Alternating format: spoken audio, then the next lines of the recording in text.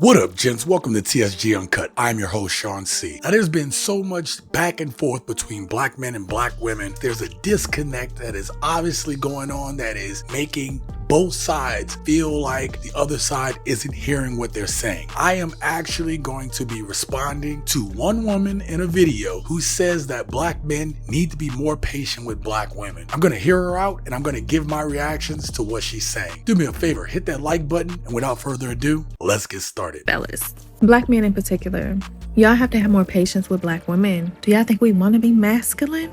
Do y'all think we not want the soft life? Do y'all think we not want to be tapped into our divine feminine energy? Do y'all know about Willie Lynch and how he started the process to strip us from that, and how psychologically our mental and physical and emotional and psyche is still wired like that?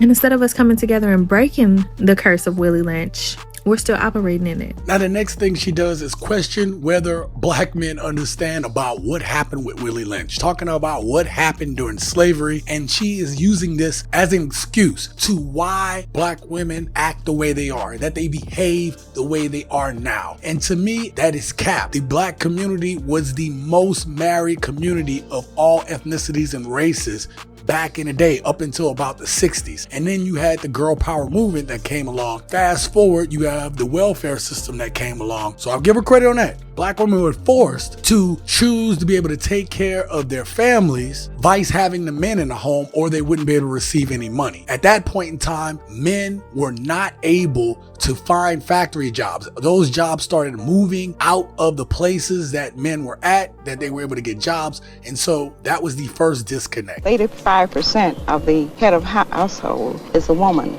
because most of the men who should be in the household, they cannot make a decent living.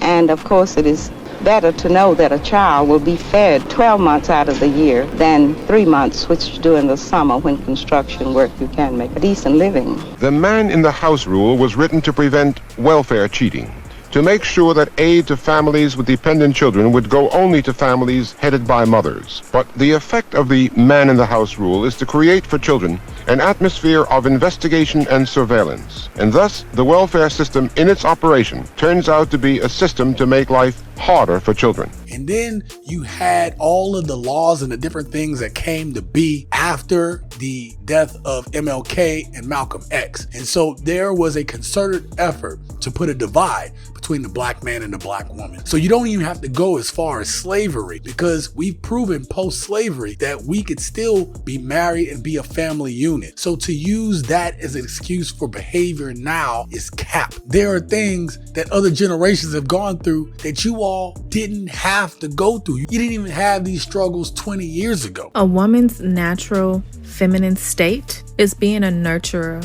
it's being a helpmate, it's being a caretaker, it's being the lover, it's being the empath, it's being the emotional and just being the loving, nurturing woman that she's supposed to be. The multiplier, turning the house into a home, turning the groceries into a home cooked meal, as well as finding her own passions naturally, starting her businesses and working on her goals and working in her career naturally. But we are being forced to grind equivalent to that of a male and a female, especially black single mothers. The next thing she talks about is how women are supposed to be. That their natural state is to be nurturers, or to be the teacher of children, to be the woman of the household, to be in their feminine. She's even talking about how being able to take care of the home. These things all sound good to men. We don't disagree that she is the backbone of the family due to her efforts. But have you ever tried to talk to these young women today, or to these modern women today? They don't even have to necessarily be young women, but has she talked to women today or seen the behaviors and the attitudes? If a man would have said the exact same thing she did, women would say that them men are trying to bring them back to a time where they couldn't be boss bees, couldn't be independent women. We're trying to hold y'all back. You can ask women today what they know how to cook. Have they prepared Thanksgiving meals? Have they done these things? And they are women that only know how to microwave meals. But the problem is women aren't choosing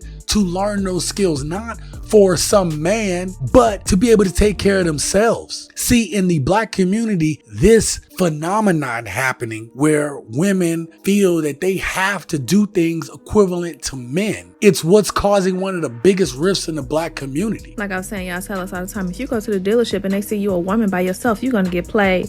So what do we have to do in this world when we're operating by ourselves, especially with children? You have to be the masculine male figure because you're in survival mode. That trumps everything. That trumps being a woman. That trumps being in your femininity. That trumps being a nurturer. That trumps being a mother sometimes, because you have to take on that father role. And that father role is so strong, especially when you have young boys, and especially in the current society that we live in. We got inflation going on. We got a pandemic. We got crime on the rise. Do y'all think these mothers and single women can actually be feminine? They gotta be in survival mode. So she's saying that men have told her and women like her that, hey, you gotta be able to not get ripped off if you go to a car dealership, or you gotta be able to operate in this world, so you gotta be hard like a man. Men ain't telling y'all to go out there and be a man. We just telling you to be smart. You can still operate in this current society with intellect, with discernment, and still operate in your femininity. Nobody's asking you to be girly when you do these things, but you don't have to be a man. If women didn't have to go out and do it on their own, if a man would step up, then we wouldn't have this issue. Women are choosing the type of men that aren't fit to do those type of things, that aren't fit to be fathers. See, the guys that would be good fathers and be good husbands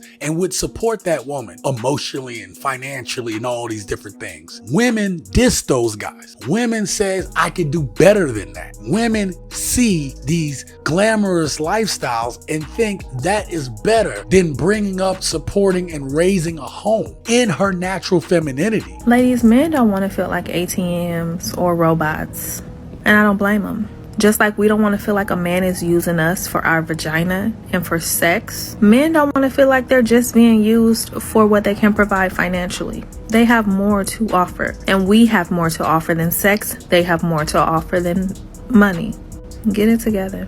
We don't care about y'all finances. We don't care about you getting a bag. We don't care about all these things and these achievements that you guys are touting. You guys want us to make all of this money because you all spend money on superficial things. I rarely hear women talk about trying to invest for the future of the family and the community, just like this woman is talking about. It's all about, well, if a man can't provide this for me or he can't get me the bag, then he a scrub, he a bum, he this, that, and the third. This has all been ingrained in y'all that you all worry about the superficial things. You spend so much money on hair, makeup, nails, going out, hot girl summers. And then you worry later about what we gonna do for retirement, how you gonna get taken care of. Or you worry about a family once you starting to get closer to the wall. Here's the thing. The things you're talking about aren't priorities for most women.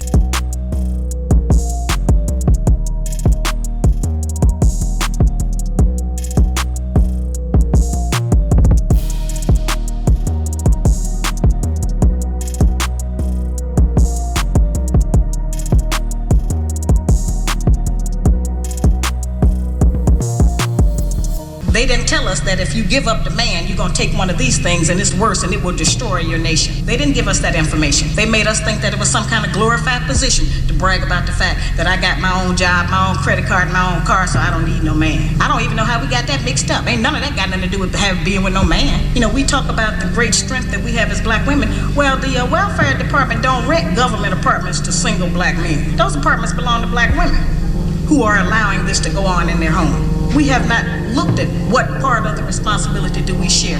Yes, black men sell a lot of drugs, and a lot of us black women get the money from them drugs and buy some of these fancy clothes we wear, drive around in some of these fancy cars. He is not doing these things alone and without support from us, whether they are good or bad.